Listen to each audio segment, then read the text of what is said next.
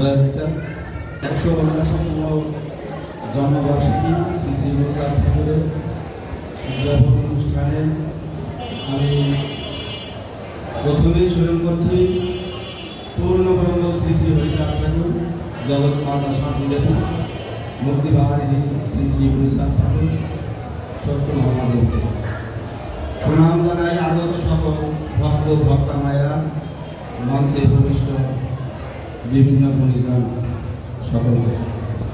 সত্যিকার অর্থে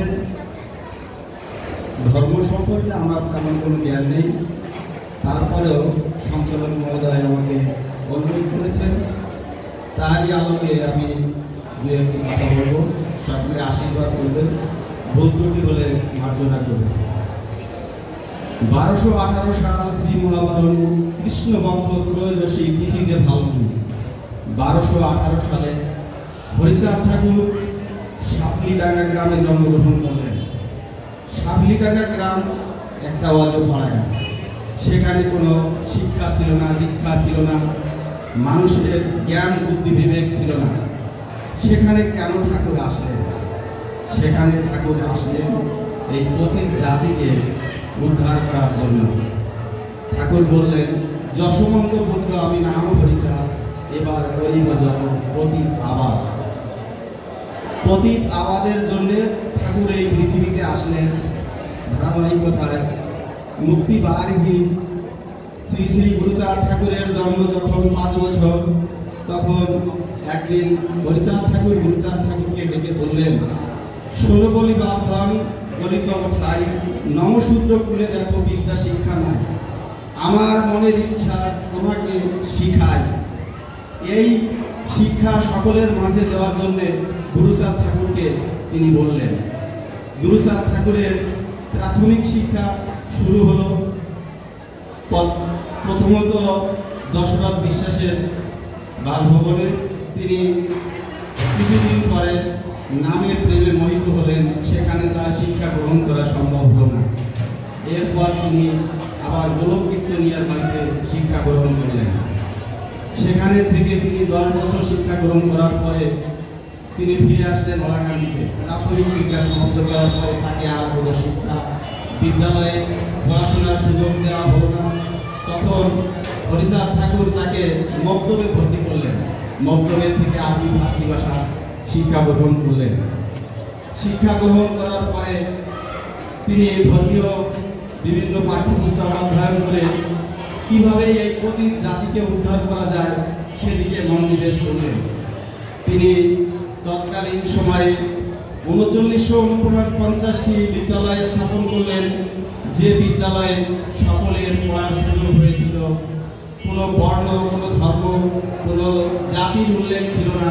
সেখানে সকল জাতি, কামার কুমার, তাঁতি, মালি, ধোপা, মুচি সকলেই সেখানে পড়াশোনা করেছিলেন। সেখানে গুরুচাঁদ ঠাকুর বলেছিলেন, নমশূদ্র কুলে জন্ম যদিও আমার, তবু নহি আমি বলি নমর একা। অর্থাৎ গুরুচাঁদ ঠাকুর এমন একটি সার্বিক বিষয় তুলে ধরলেন, যে বিষয়টা তিনি কোনো নির্দিষ্ট জাতির মধ্যে সীমাবদ্ধ রাখলেন না। তিনি সকল জাতিকে সেই বিদ্যালয়ে পড়ালেখার সুযোগ দিলেন। 1939টি বিদ্যালয়, আজ হয়তো আমরা সেই বিদ্যালয়গুলো দেখতে পাই না, কিন্তু যেটা আমরা ইতিহাসে পাই, 1931 সালে ব্রিটিশ সেন্সার রিপোর্টে আছে এই বিদ্যালয় স্থাপনের কথা। এই বিদ্যালয়গুলো ছিল তৎকালীন সময়ে গোয়ালঘর, যে গোয়াল ঘরে গধূলি লগ্নে গরু ফিরে আসতো। সকালবেলা গরুগুলো বেরিয়ে গেলে সেখানে লেপন করে সেখানে ছাত্রদের প্রবেশ করানো হতো। আবার বিকেলবেলা যখন গরু আসতো তখন তারা যার যার ঘরে যেত। এইভাবেই আমাদের এই শিক্ষার প্রসারটা আমাদের এখানে হয়েছিল। আজ দেখেন নমপুরে কত লোক লেখাপড়া করে, কত লোক ভালো অবস্থানে আছে। এখানে অশ্বিনী ঘোষাল একটা গানে পরিষ্কার লিখেছেন, কোটি চন্দ্র দিবকর। এখানে আমি একটু আগে খাইতে গান গাইতে শুনেছি, কোটি চন্দ্র দিবকর উদিত চরণে তোমার, দিবা নিশি দিচ্ছে ঝলক খুসলো অন্ধকার। কোটি চন্দ্র দিবকর, এখন আপনারা কি গুরুচাঁদ ঠাকুরের চরণে কোটি চন্দ্র দিবকর লিখেছেন কিনা জানি না, কিন্তু আমরা যেটা দেখি এই কোটি চন্দ্র দিবকর এখন আপনাদের মাঝে আছে। যে কটি চন্দ্র দিবানিশি ঝলক দিচ্ছে, যার ঝলক আমাদের চারিদিকে ছড়িয়ে যাচ্ছে। আমি আমার বক্তব্য দীর্ঘায়ু করবো না, আপনার আশীর্বাদ করবেন আমরা যেন গুরুচাঁদ ঠাকুরের আদর্শ নিয়ে বেঁচে থাকতে পারি। গুরুচাঁদের যে ইচ্ছা ছিল, যে স্বপ্ন ছিল, সেই স্বপ্ন যেন বাস্তবায়ন করতে পারি, এই প্রার্থনা করবেন সকলের কাছে। আমিও যেন সেই আন্দোলনের সঙ্গে শরীক হতে পারি, আপনাদের সকলের সহযোগিতা কামনা করছি। Audio Jungle. Audio Jungle. Audio Jungle.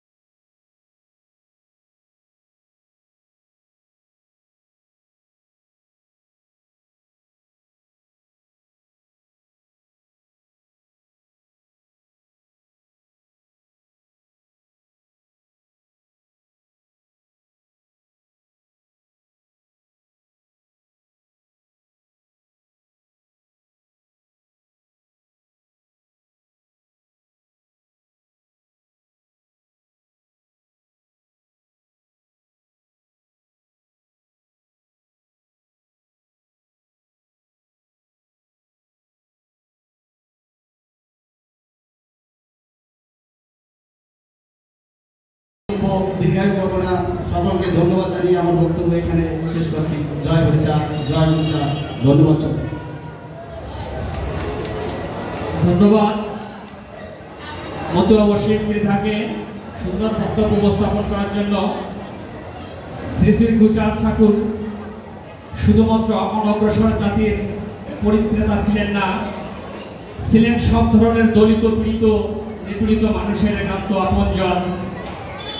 এ বিষয়ে ঠাকুর বলেছেন, নমসূর্য কুলে জন্ম হয়েছে আমার, তবু বলি আমি নাহি নম একার। সম্মানিত সুধী, এই পর্যায়ে আপনাদের সম্মুখে গুরুচাঁদ ঠাকুরের সম্পর্কে গুরুচাঁদ তত্ত্ব নিয়ে আলোচনা করবেন মতুয়া সুরেশ বিশ্বাস, ম্যানেজার, সোনালী ব্যাংক, পাচুরিয়া শাখা, গোপালগঞ্জ।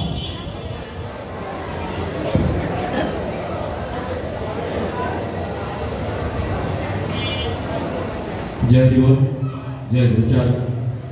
জীবে দয়া নামে রুচি, মানুষের নিষ্ঠা, ইহা ছাড়া আর যত সব ইহা ভ্রষ্টা। আমার গুরুচাঁদ ঠাকুর 13 মার্চ 1846 সালে এই ধারাধামে অবতীর্ণ হয়েছিলেন। তিনি অবতীর্ণ হয়েছিলেন নির্যাতিত, নিপীড়িত, অবহেলিত পতিত সমাজকে উদ্ধার করার জন্য। তিনি একটি সার্বজনীন ধর্ম মতবাদ প্রতিষ্ঠা করেন, যেখানে উঁচু নিচু বলে কেউ নেই, যে সমাজে সবাই সমান, যে সমাজে কোনো বাদ বিচার থাকবে না, যে সমাজে থাকবে শুধু মানবতা। তাই তো তিনি বলেছেন কি অনন্ত শীত যদি জানিবার চাস, ধর্মরাই আগে শিক্ষা জলে ভাস। একজন মানুষ যদি সুশিক্ষায় শিক্ষিত না হয়, তাহলে কোনটা ভালো কোনটা মন্দ সে কিভাবে বুঝবে? শিক্ষার মাধ্যমে তার জ্ঞান যখন প্রস্ফুটিত হবে, জ্ঞানের আলো মাধ্যমে সে ভালো মন্দ বুঝবে। তাই তো তিনি বলেছেন, যদিও করিস ভিক্ষে তবু নিজ ছেলে মেয়েকে শিক্ষে। এই সমাজকে তিনি ধর্মনীতি, রাজনীতি, অর্থনীতি, সমাজনীতি সবকিছু শিখিয়েছেন মানুষকে।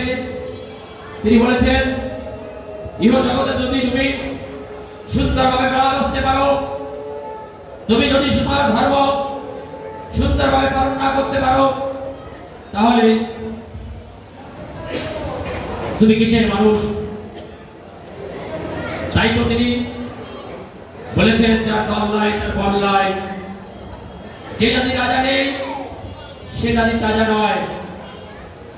ভক্তবৃন্দ, এই আমার গুরুচাঁদ ঠাকুরের, হরিচাঁদ ঠাকুরের আদর্শ নিয়ে সেই নীতিকে প্রচার করার জন্য গুরুচাঁদ ঠাকুর যে কর্মযজ্ঞ করেছিলেন, সেই কর্মযজ্ঞের প্রতিটা ক্ষেত্রে আমাদেরকে বাঁচার, আমাদেরকে জীবন করার প্রতিটা কথার মাধ্যমে মন্ত্র দিয়ে গেছেন। আমরা সেই অমূল্য বাণীগুলো ভুলে যাচ্ছি। আমরা এখন দলহীন হয়ে যাচ্ছি। আমি বলছি, আমাদেরকে ঘুরে দাঁড়াতে হবে, আমাদেরকে দলবদ্ধ হতে হবে। তা না হলে আমাদের সবকিছু শেষ হয়ে যাবে। বর্তমান পরিস্থিতিতে যে যেখানে আছি, সবাই যেন ভেদাভেদ ভুলে, নিজেদের মধ্যে আত্মকন্দল কলহ ভুলে আমরা যেন দলবদ্ধ হয়ে থাকি। আমরা যেন পূর্ণব্রহ্ম শ্রী হরিচাঁদ ঠাকুরের যে দ্বাদশ আজ্ঞা সেগুলো পালন করি। মাতাদেরকে ভক্তি করা, সদা সত্য কথা বলা, পরস্ত্রীকে মাতৃজ্ঞান করা, কাহার ধর্ম নিন্দা না করা, বাচ্চা সাধু শাস্ত্র ত্যাগ করা, হাতে কাজ মুখে নাম করা। এই যে দ্বাদশ আজ্ঞাগুলো আছে, প্রতিটা জিনিস যদি আমরা পালন করি, তাহলে আমাদের আর কোনো রোগ শোক দুঃখ থাকে না।